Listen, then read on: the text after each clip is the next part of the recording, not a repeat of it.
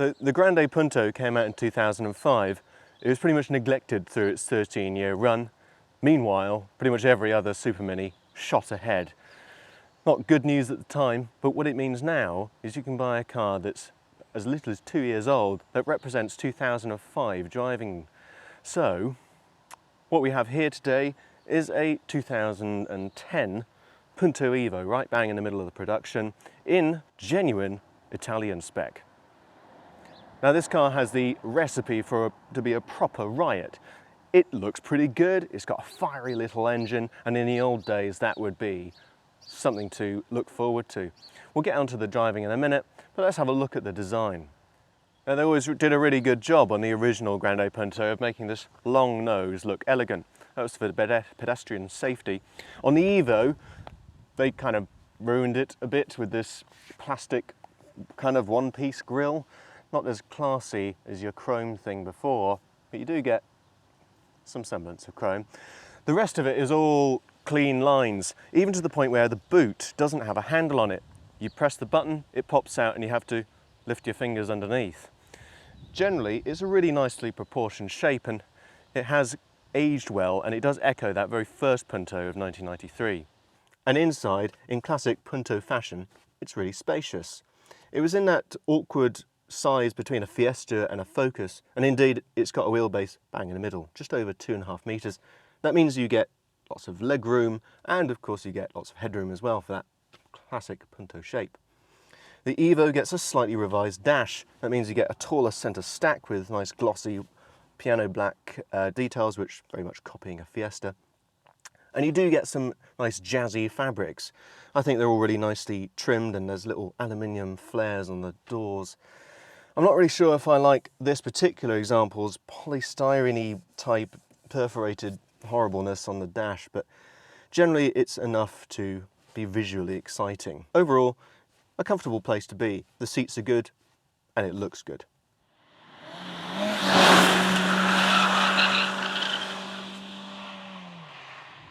So this is the 1.4 8 valve that we have here, somewhere in the middle of the range. It makes 76 brake horsepower and 85 foot-pounds of torque, mostly at the top end. Now there was a 16 valve that made just a smidgen over 100 brake horsepower.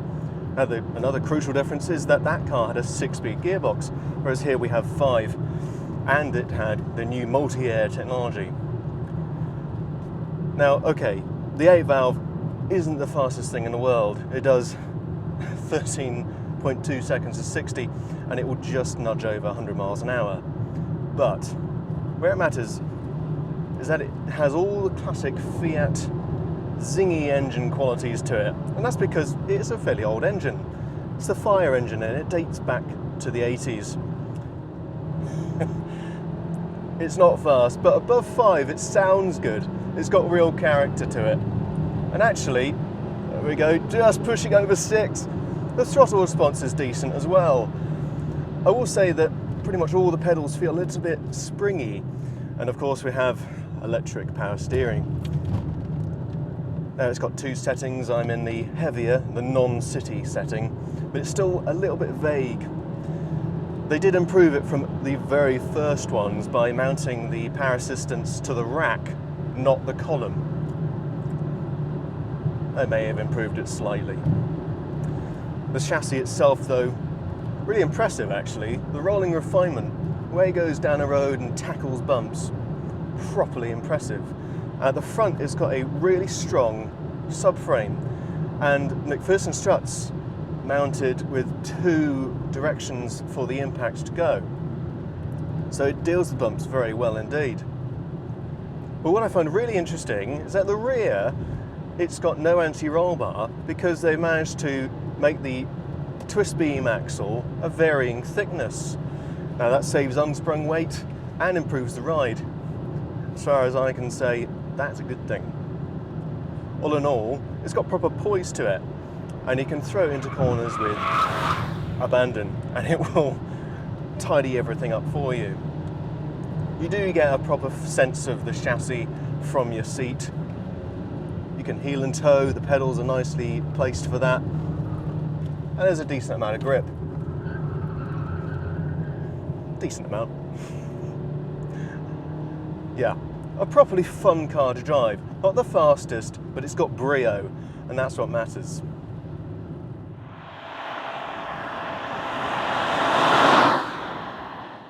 So yes, it is your zesty Fiat hatchback. It's fun to drive, it's got a peach of an engine. Yes, some of the controls are a little bit numb, but I think we can get past that. They are pennies as well, and it will do way over 40 miles to the gallon, so it's sensible. It also gives you loads of space and stuff inside. It's that kind of balance of 2000s-ish motoring with the fun of a traditional Fiat hatchback, and it definitely achieves that. And that's what it's all about really at the end of the day. Is it fun to drive? Yes.